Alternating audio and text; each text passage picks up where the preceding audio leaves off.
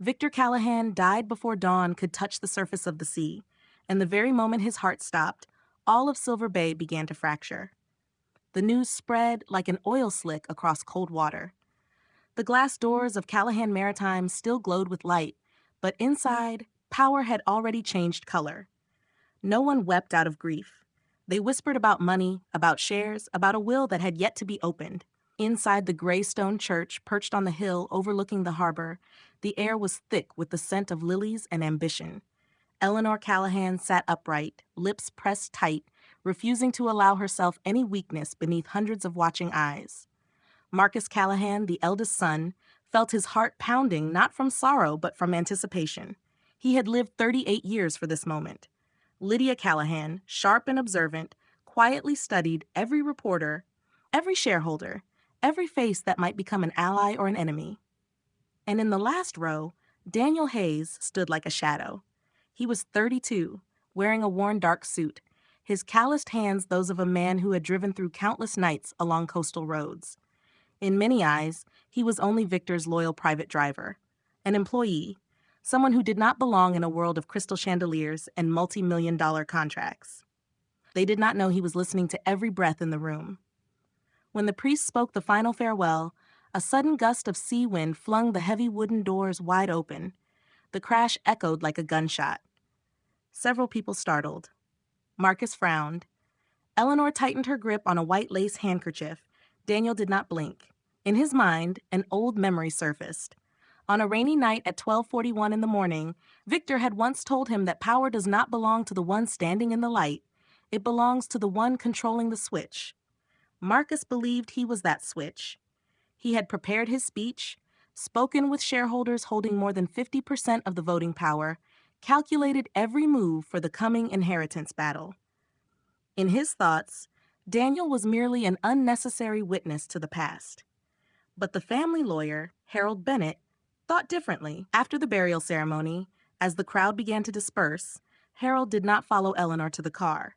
He turned back. His eyes searched for only one person.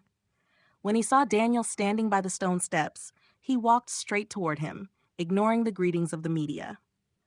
Eleanor noticed from a distance and felt a chill run down her spine. Why was Harold speaking to the driver? Marcus saw it too, and irritation rose within him like a rising tide.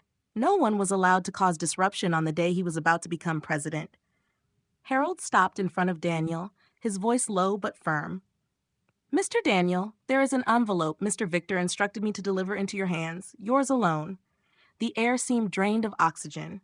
A few quick-thinking reporters lifted their cameras. Lydia narrowed her eyes. Marcus took half a step forward, then stopped. He did not want to create a small-town scandal in front of the church. Daniel accepted the envelope. His hand did not tremble, but inside him layers of memory were shifting. He had known this moment would come.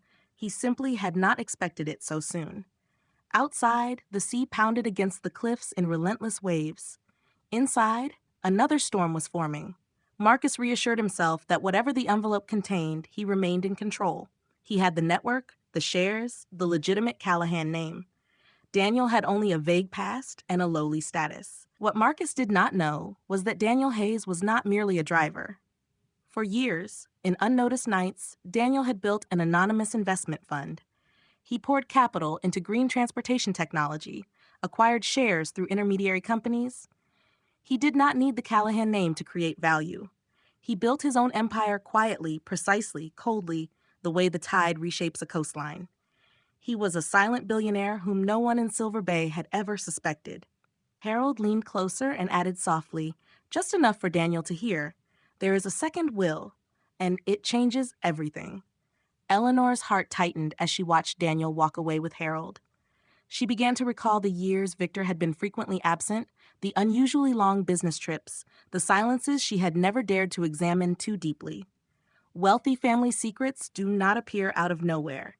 They are buried. Marcus stepped into the car with an unease he could not name. He believed he was the heir. Yet for the first time that belief showed a small crack. Daniel descended the final stone step, the wind lifting his coat sharply. He did not look back at the church, at the crowd, at the Callahan family. In his mind, one thought rang clear. It was time for the switch to be turned on. And when the true light finally shines, every face will be forced to reveal its nature. The will was not made public, and that was what truly sent Silver Bay into panic. Only hours after the funeral, the top floor boardroom of Callahan Maritime was packed with shareholders, lawyers, financial advisors. The air felt heavy, like the stillness before a violent storm. Everyone believed that afternoon would mark the moment Marcus Callahan officially ascended the throne, but Harold Bennett rose to his feet, adjusted his glasses, and delivered a sentence that froze the entire room.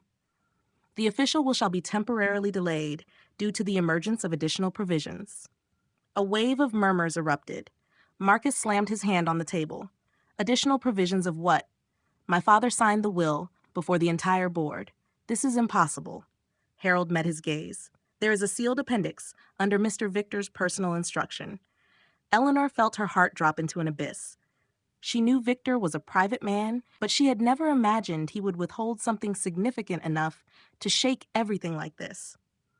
A terrifying suspicion flashed through her mind, one she had buried for years. At the far end of the table, Daniel sat in silence. No one had invited him, no one had introduced him, yet no one dared ask him to leave, because Harold himself had brought him in. Marcus turned to look at Daniel, his eyes laced with contempt and caution. He said nothing, but the thought was obvious. What could a driver possibly know about a will? Daniel felt the disdain clearly, but he did not react. He simply observed. In his mind, the pieces were falling into place. Outside, a small-town scandal was beginning to ignite. The media reported the unusual delay. Local blogs speculated about a secret heir. The company's stock price fluctuated. A corporate power struggle had begun, even if no one had officially declared war. Marcus stood and walked toward the glass wall overlooking the harbor. Since childhood, he had been taught that everything below belonged to his family. The ships, the cranes, the transportation contracts worth tens of millions. He had spent 38 years preparing to take over all of it. He refused to accept that a vague additional clause could threaten his position. Meanwhile, Lydia was unusually quiet. She understood her brother's temper and impulsiveness. She understood her mother's fear, but she also understood her father better than anyone. Victor Callahan never did anything without purpose. If there was an appendix, it had to be powerful enough to change the board. Lydia glanced at Daniel, her eyes sharp as a blade. She noticed something that unsettled her. He did not look confused. The meeting ended in tension. Harold announced he needed 3 days to verify all provisions. 3 days, long enough for rumors to multiply, long enough for shareholders to waver, long enough for power to tremble. That very evening, Marcus summoned his private advisory team. He demanded a full investigation into Daniel Hayes. Where did this driver come from? What kind of family did he have? What was his past? The initial results made Marcus laugh with disdain. Born in a small northern town, mother worked as a diner waitress, no prestigious university degree, no remarkable business history, just an ordinary man. Marcus felt relieved and told himself he had imagined too much. But he did not know that the file he had seen was only the surface. In an office several blocks away, Daniel sat before a computer screen displaying the portfolio of an anonymous fund. Numbers stretched across the interface, investments in green logistics technology, share acquisitions through 3 intermediary companies in 3 different states. The total value of his personal assets far exceeded anything Silver Bay had ever imagined. Daniel remembered Victor's words from years ago. You must be strong enough to stand alone before stepping into the shadow of this family. He had done exactly that. The 3-day delay did not worry him.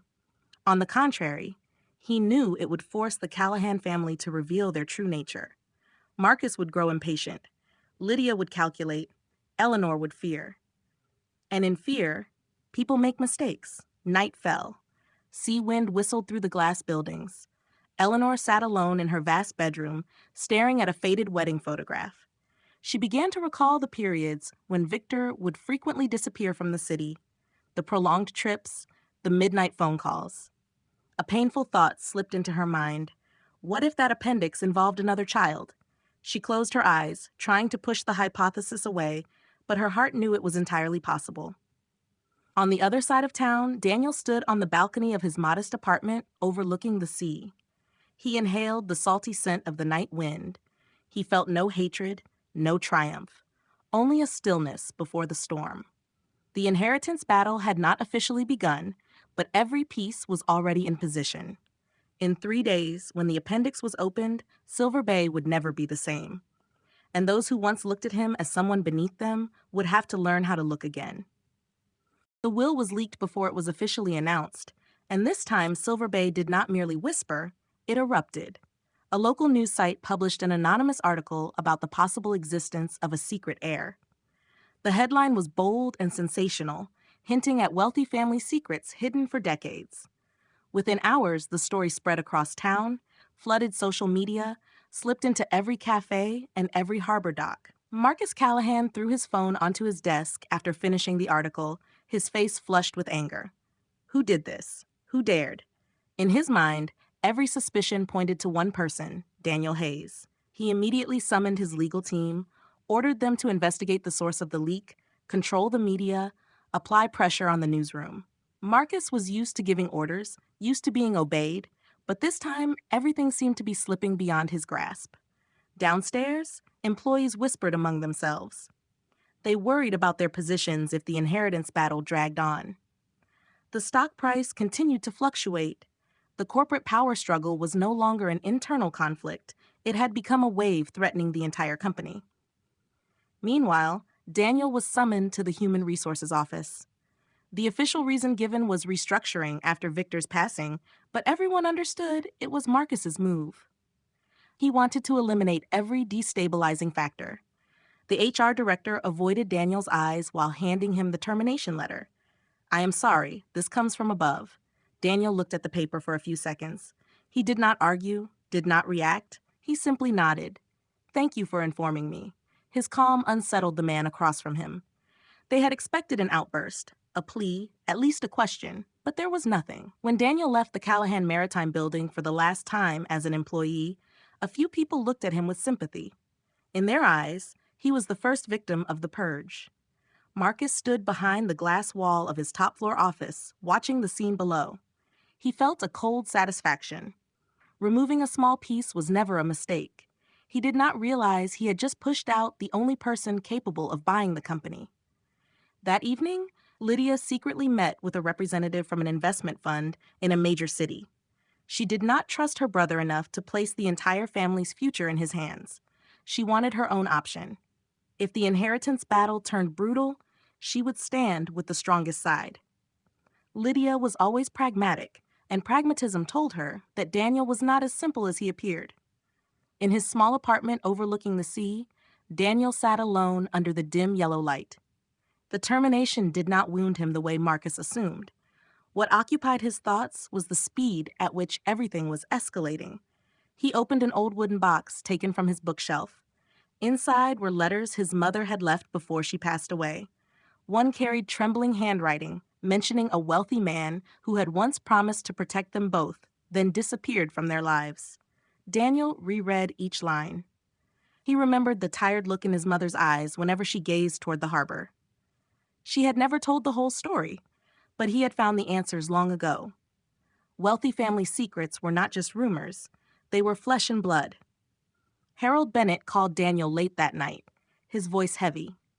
There is immense pressure from the Callahan family to void the appendix. They want to declare it invalid. Daniel remained silent for a few seconds, then asked only one question. Do you still have the original copy? Yes. Then do not worry. Daniel's composure both surprised and unsettled Harold. He was beginning to understand that this young man was not passive in this game. The next morning, Marcus held a press conference. He denied all rumors about a secret heir, asserted that the family was completely united, insisted that no hidden heir existed. The statements were firm and decisive, yet his eyes were not entirely certain. Behind a television screen in a small cafe, Daniel watched the conference.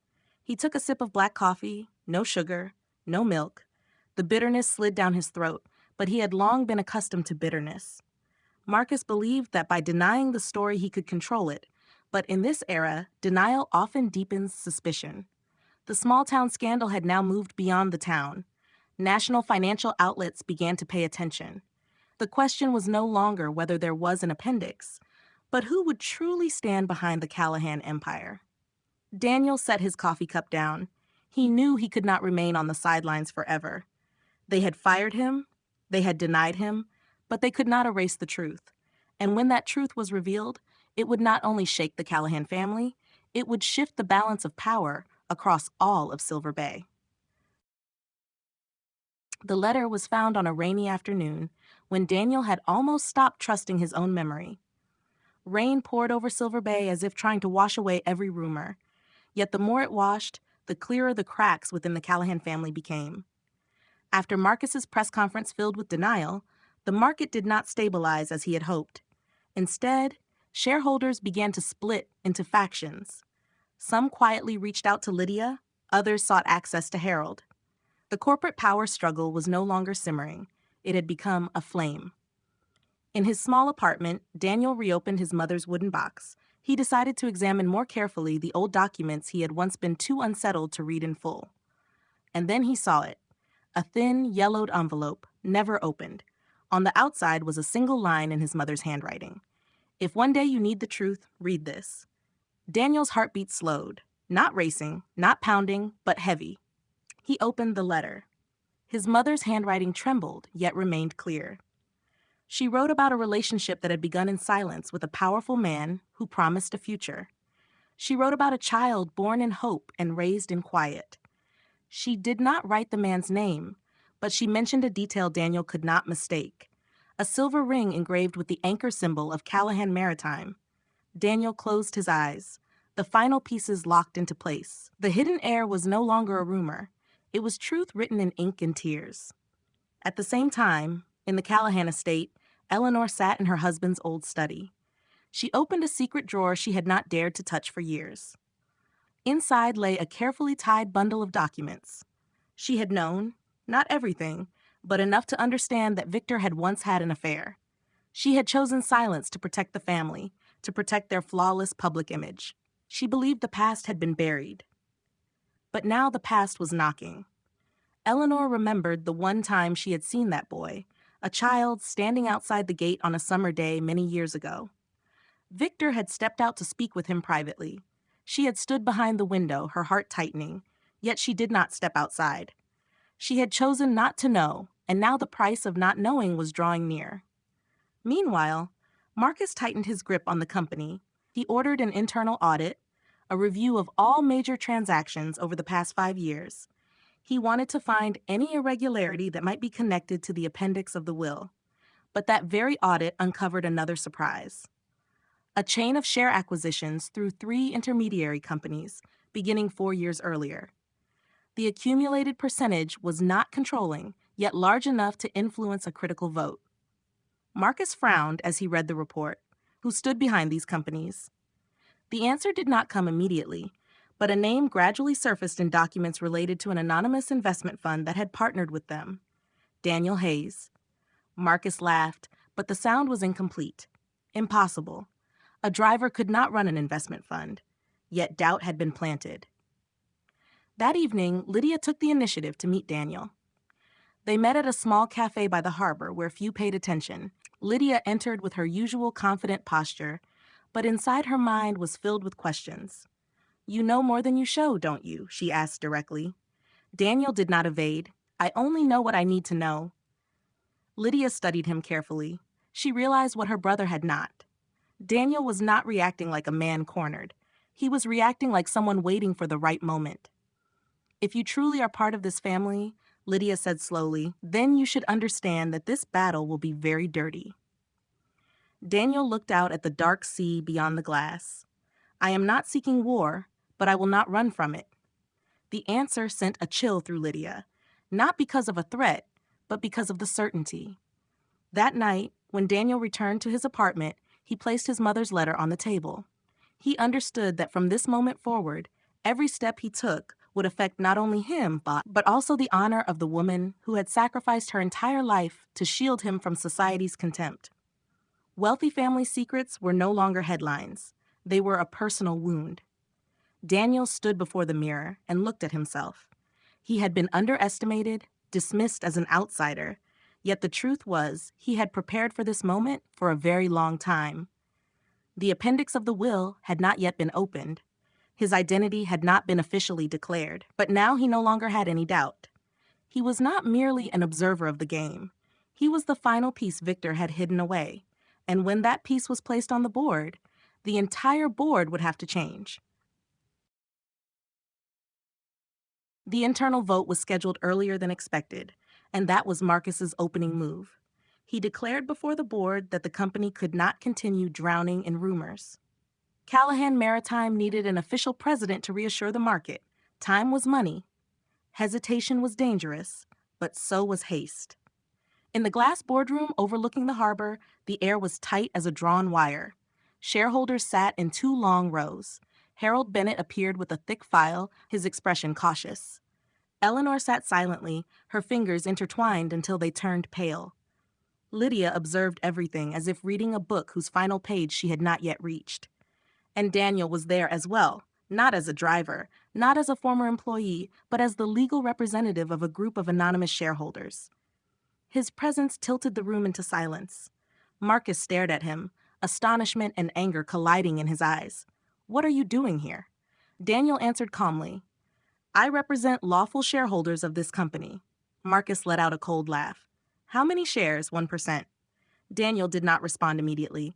He placed a folder on the table. Harold spoke instead. "According to the latest verification, the group Mr. Daniel represents currently holds more than 23% of the total voting shares." A sharp breath was heard somewhere in the room. Marcus froze for a beat. 23%. Not enough to control the company, but enough to swing any vote with the right alliance. The corporate power struggle now stood fully exposed. A chill slid down Marcus's spine. He remembered the unusual transactions in the audit report, the intermediary companies, the anonymous investment fund. All of it now stood before him under the name Daniel Hayes. He had fired the wrong man. Eleanor looked at Daniel as if truly seeing him for the first time. In his face she found something familiar, the line of a jaw, a steady gaze identical to Victor in his youth. Her heart beat heavily. Lydia leaned forward. She was not entirely surprised. She had sensed this. But the specific number forced her to reconsider every strategy. Marcus sprang to his feet. "This is manipulation. You have no right to be here." Daniel met his eyes. "Power does not come from the loudest voice. It comes from the longest preparation." The sentence was short, cold, decisive. The vote was postponed when Harold reminded the board that the appendix of the will had not yet been officially disclosed. No one could assume full authority until all provisions were clarified. Marcus understood he was losing his initiative, but he was not a man who accepted defeat easily. That very night, he secretly met with a foreign shipping conglomerate, proposing a rapid merger. If successful, he could dilute the influence of the anonymous shareholder group Daniel represented. It was a risky move, but Marcus was accustomed to striking fast and winning fast. Meanwhile, Daniel knew about that secret meeting before it even took place. His investment fund did not only hold shares, it held data. The network he had built over the past 4 years extended far beyond anything Silver Bay had imagined. A silent billionaire did not need magazine covers. He only needed to know who was speaking to whom behind closed doors. Night fell. Rain returned. Daniel stood by the window of the temporary office he had just leased in the city, watching lights shimmer across the dark water. He did not feel victory, only inevitability. His mother's letter remained in his coat pocket. He touched it as a reminder. This was not only about money, not only about power. This was about identity. At the Callahan estate, Eleanor entered Victor's study once more. She opened a private safe whose code only she knew. Inside lay a copy of the appendix to the will. She read each line, tears silently sliding down her face. Victor had acknowledged his son born outside the marriage. He had left him not only shares, but also a seat on the board. She folded the copy carefully, her hand trembling slightly. She had remained silent for years, but if she continued in silence, she would become complicit in the denial. The next morning, Marcus received bad news. The foreign conglomerate withdrew from the merger. No clear reason was given, yet he knew an invisible hand had intervened. He looked out at the sea through his office window. For the first time in his life, he felt he was not controlling the board. In another part of the city, Daniel signed a new agreement. He had acquired additional shares through a strategic partner, raising his level of influence high enough to block any major decision. The battle was not over, but no one could any longer dismiss him as an outsider. He had once been underestimated. Now he was the deciding factor. And when the appendix was officially disclosed, all of Silver Bay would be forced to confront the truth they had tried to deny.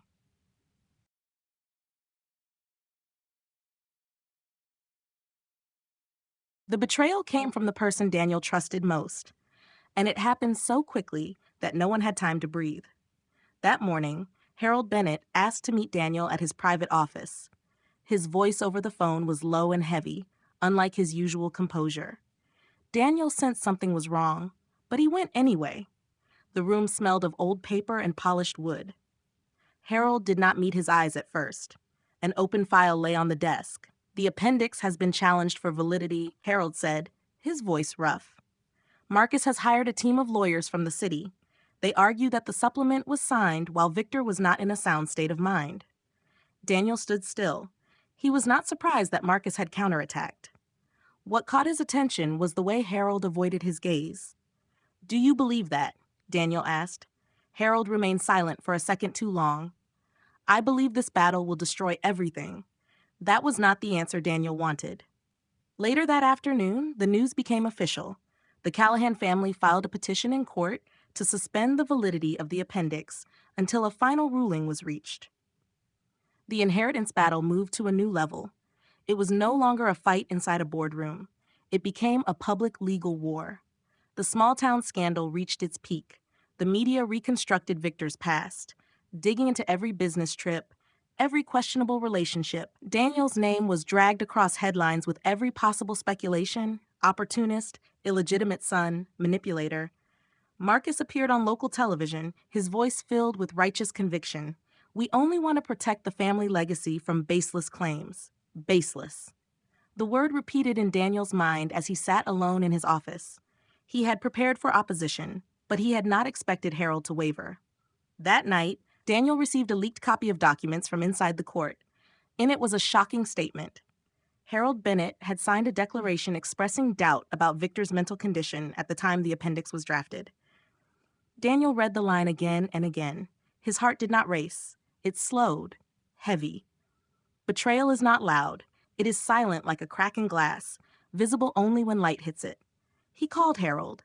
This time his voice was no longer gentle. "Why?" The line was silent for a long time. Finally, Harold spoke softly. "They threatened to ruin my lifelong reputation. I am not strong enough to stand against them." Daniel closed his eyes. "You once told me that truth matters more than anything." Harold sighed. "Truth does not pay hospital bills. It does not protect a family from scandal." The call ended. Daniel placed the phone on the desk.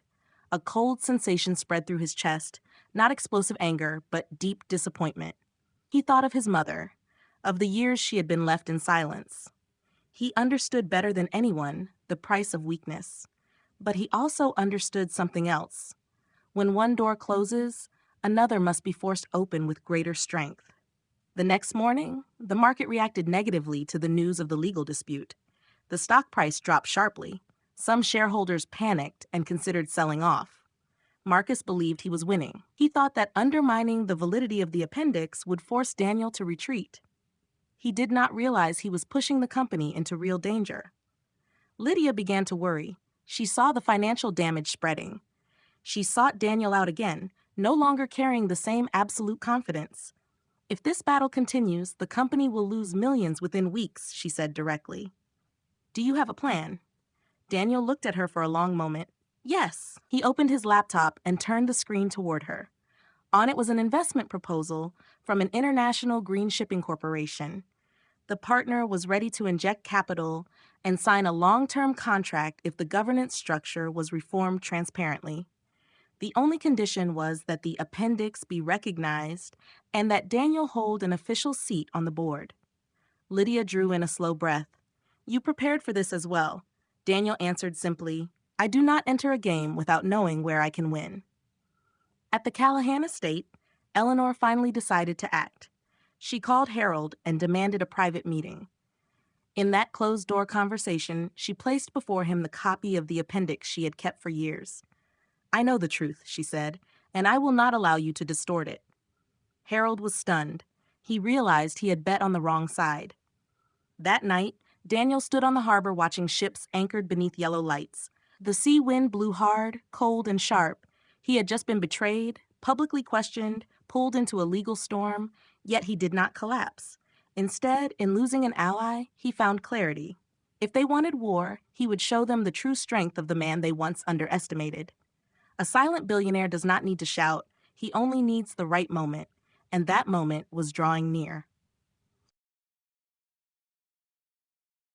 The truth was revealed on a morning no one was prepared for, and when it echoed through the courtroom, all of Silver Bay seemed to hold its breath. The courtroom was packed with reporters. What had once been a small-town scandal had now become a national story. The Callahan family, a symbol of power and wealth, was being torn apart in full public view. Marcus sat on the plaintiff's side, his face tense though his eyes tried to maintain a sense of control.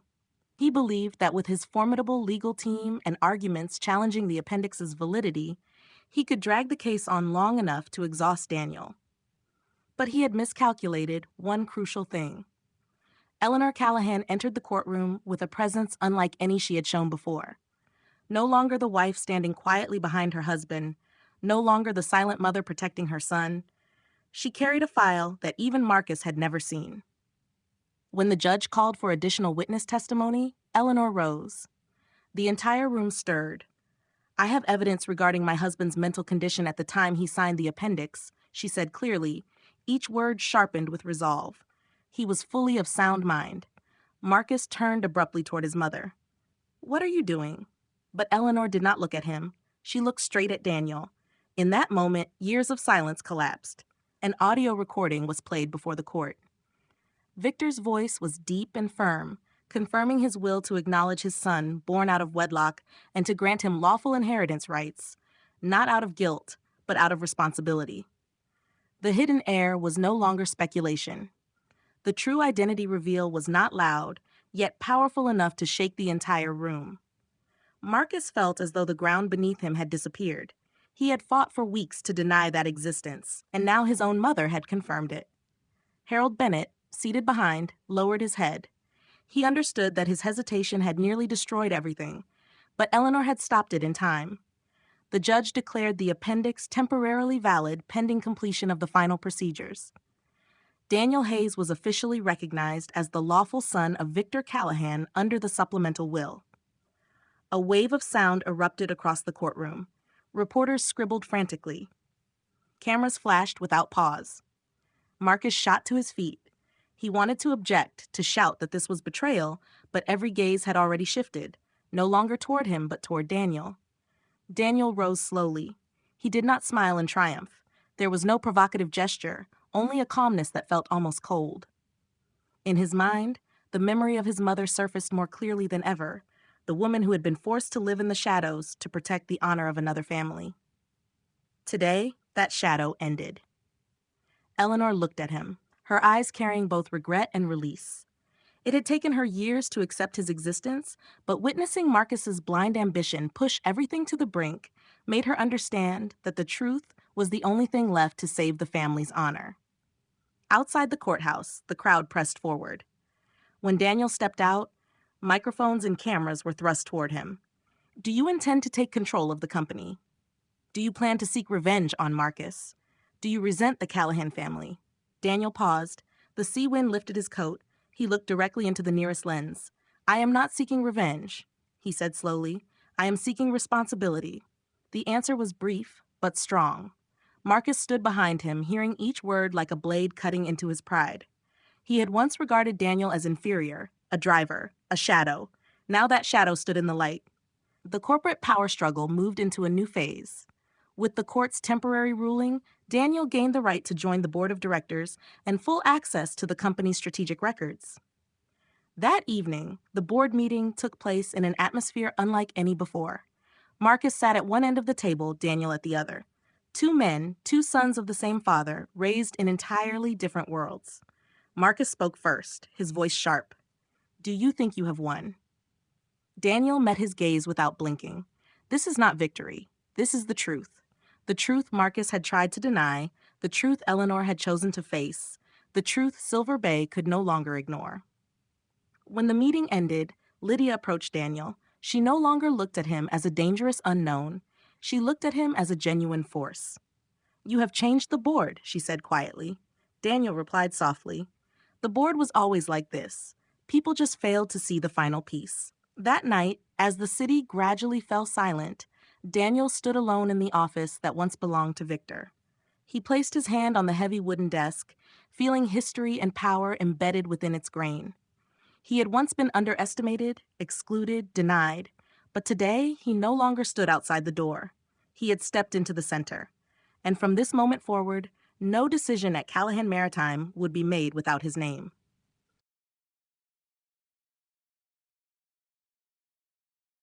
True power does not arrive with applause.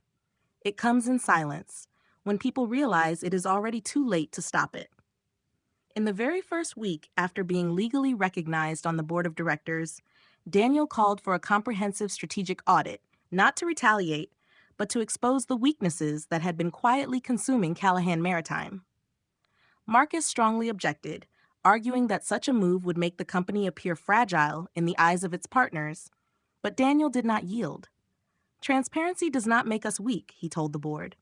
"Concealment does." His voice was not loud, yet every word was precise. When the preliminary report was presented, the entire room fell silent. Several old shipping contracts were operating at heavy losses. Short-term investments pushed by Marcus in pursuit of rapid profit had created long-term risks. If continued, the company could lose tens of millions within the next 2 years. Marcus clenched his fists. He had known those deals were risky, but they had helped him craft the image of a bold leader. He had not expected Daniel to possess enough data and expert support to dissect everything with such accuracy. A silent billionaire does not only have money, he has a system. Lydia observed the two men with a calculating gaze. She realized Daniel was not attacking Marcus directly. He was targeting the fragile structure Marcus had built, a far more sophisticated strategy than emotional confrontation. The meeting stretched into the evening. In the end, the board narrowly voted in favor of Daniel's restructuring proposal. For the first time in his life, Marcus lost his absolute support. That night, Marcus sat alone in his dark office, recalling the years he had been raised as the sole heir, every expectation, every compliment, every pressure. He had never learned how to share power. Meanwhile, Daniel did something no one anticipated. He chose to meet Marcus in person. They stood facing each other in the spacious room, city lights reflecting through the glass. "You think you are saving the company," Marcus said, bitterness threading his voice. "I am saving our father's legacy," Daniel replied calmly. The word "are" cut sharply through the air. Marcus turned away. He was not used to hearing Daniel speak as an equal, yet the truth had altered their positions. "I have devoted my entire life to this company," Marcus said slowly. "And you, where were you when I had to carry the responsibility?" Daniel looked straight at him. "I was outside, learning how to survive without the Callahan name protecting me." The air grew still. That was their greatest difference. Marcus was born in the light. Daniel grew up in the shadows, and it was the shadows that taught him patience. In the following weeks, the restructuring plan began to take effect.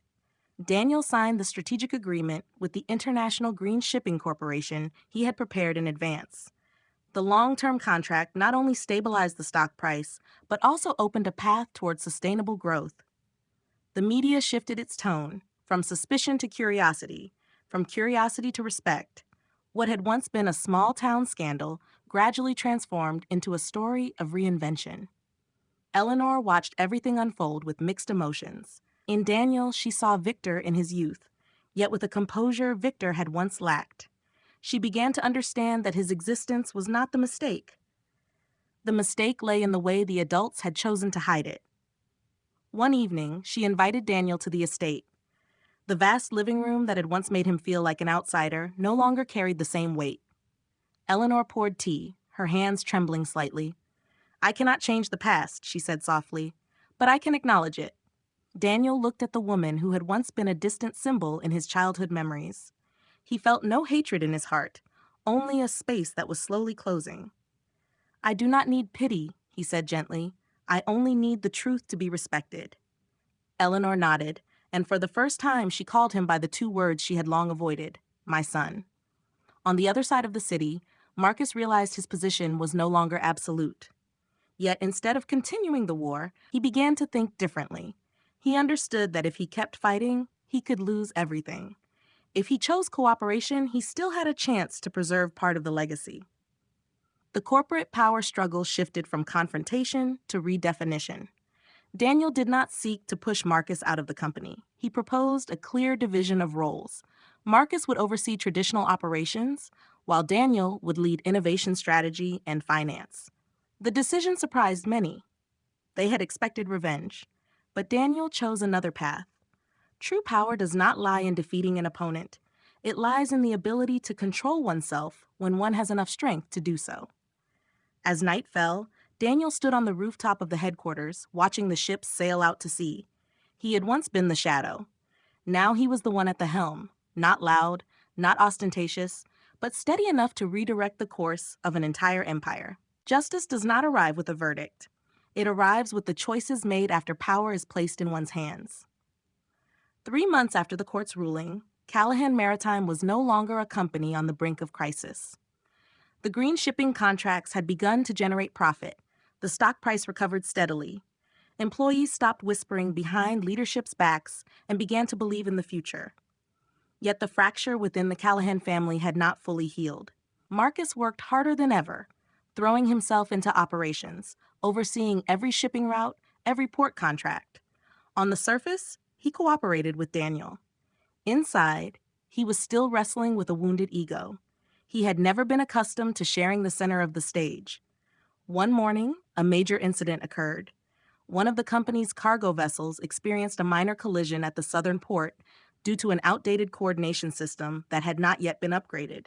There were no injuries, but the media immediately seized the story, questioning the competence of the new management. Marcus felt the pressure tighten around him. He believed this was the consequence of moving too quickly with reforms. He entered the meeting room visibly tense. If we had not restructured the old system so soon, this would not have happened, he said, his eyes fixed on Daniel. The room fell silent. Daniel did not react immediately. He requested a full presentation of the technical data. When the report was completed, the truth was clear. The failure occurred because the system was obsolete, unrelated to the new reforms. Daniel looked at Marcus, but there was no mockery in his voice. We all want the company to be safer. Blame does not make a ship sail better. The statement was not only for the meeting. It was for the relationship between the two men. Afterward, Marcus remained seated alone, staring at the photograph of his father hanging on the wall. Victor had been a strong man, often harsh.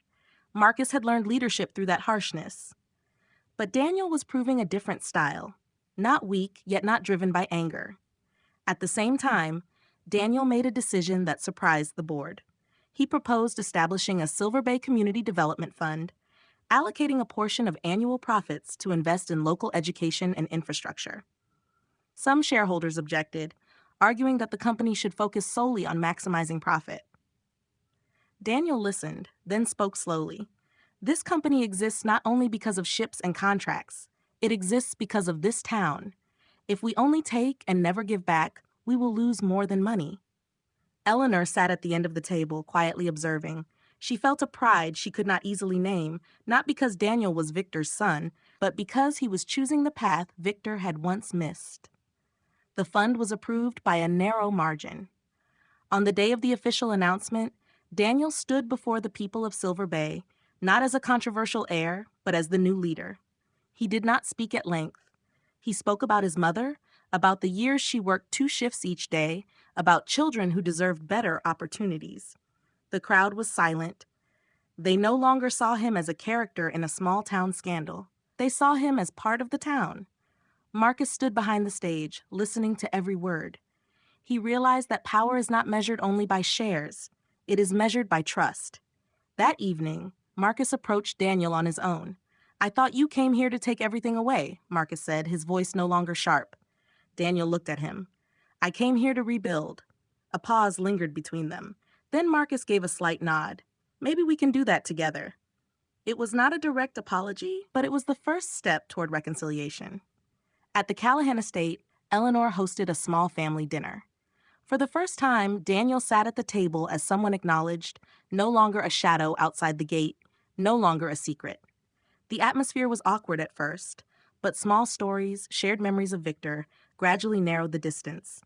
Wealthy family secrets did not disappear entirely, but they were no longer weapons. Late at night, Daniel left the estate and walked along the harbor. The waves moved in steady rhythm. The ships remained anchored firmly under the lights. He thought about the journey behind him, from a man dismissed, denied, labeled an opportunist, to someone who now held real power. Yet what gave him peace was not the legal victory, not the shares.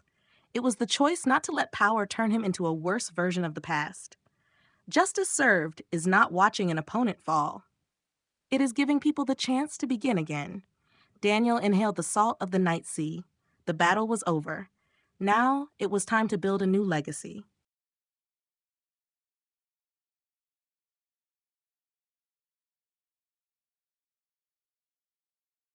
People think a story ends when justice is served. They are wrong. Every real story only begins when no one is watching anymore. 2 years after the night Daniel stood alone by the harbor, Silver Bay was changing day by day. New cranes rose like steel spines of the town. The old high school was renovated with funds from the Community Development Foundation. Children ran across a new football field, their laughter carrying through the sea breeze in the afternoon. Callahan Maritime was no longer a company shrouded in suspicion. It had become a symbol of renewal. But power always brings new tests. An international logistics corporation sent an offer to acquire a majority stake in the company at a price that left the entire board stunned. The figure was high enough to turn every shareholder into a millionaire overnight. They promised global expansion, explosive growth, prestige. Inside the boardroom, the atmosphere heated quickly. Some members called it a golden opportunity: sell now, secure the profit, retire in glory. Marcus remained silent, his eyes on Daniel. Daniel listened to every opinion.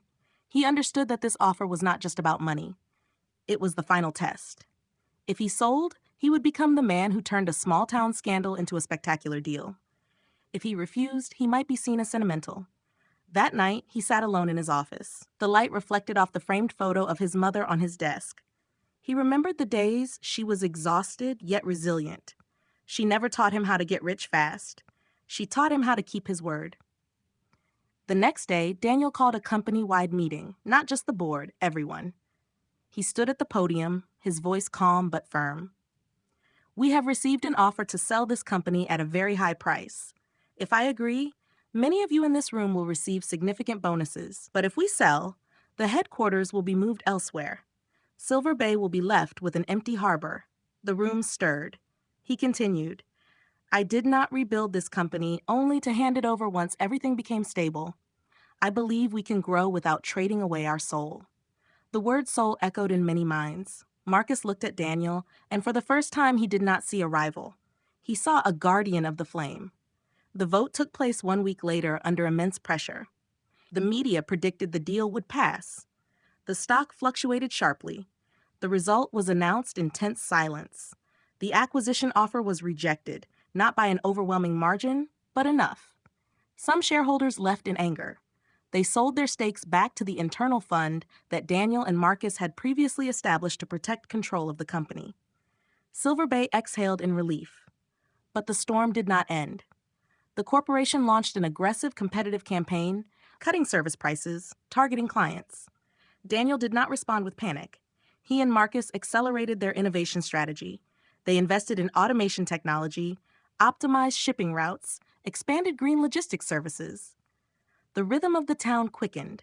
Long nights of work, bold decisions, meetings stretching past midnight. Then a major government contract for sustainable transportation was signed, quietly, but powerful enough to shift the balance. Callahan Maritime did not just survive. It matured. One afternoon, Daniel and Marcus stood on the deck of a newly launched vessel. The ship was painted deep blue, a symbol of a new era. Marcus spoke softly. 2 years ago, I probably would have sold the company. Daniel smiled. I know. Marcus looked out at the sea. I used to think power meant controlling everything. Now I understand it means holding on to what matters when everything tries to pull you away. The greatest plot twist of the story was not that Daniel was Victor's son, not the legal victory. It was that the one most underestimated became the strongest protector of the company's core values. Eleanor passed away peacefully that spring. Before she closed her eyes, she held Daniel and Marcus's hands at the same time. "Keep the family together," she whispered. The funeral was not extravagant. The people of Silver Bay came in large numbers. They were not only saying goodbye to a member of the Callahan family, they were saying farewell to an old chapter of the town. Years later, when people spoke of Daniel, they no longer mentioned scandal or dispute. They spoke about the moment the company stood at a crossroads and chose to stay. Wealthy family secrets once threatened to tear everything apart. In the end, they became the foundation for change. Justice served was not the moment the court delivered its ruling. It was when a man had enough power to walk away and chose to remain.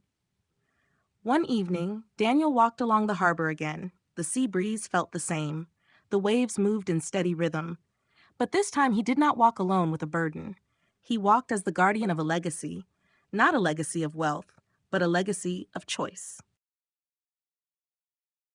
And now the question is not about Daniel. It is about you. When life places you at the edge of a difficult choice, will you chase the fastest reward or protect the values that define who you are? Power does not always look loud. Sometimes it looks like restraint.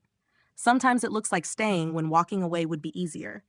Sometimes it looks like rebuilding trust instead of chasing applause. Daniel was underestimated, dismissed, tested. Yet in the end, the quietest man in the room held the greatest strength. If this story moved you, take a moment to reflect. Have you ever been judged too quickly? Have you ever chosen integrity over immediate gain? Share your thoughts in the comments. I read them all. If you enjoy powerful, dramatic stories about hidden identities, wealth, legacy, and redemption, make sure to like this video and subscribe to the channel. There are many more stories waiting to be told. And the next one might feel even closer to home.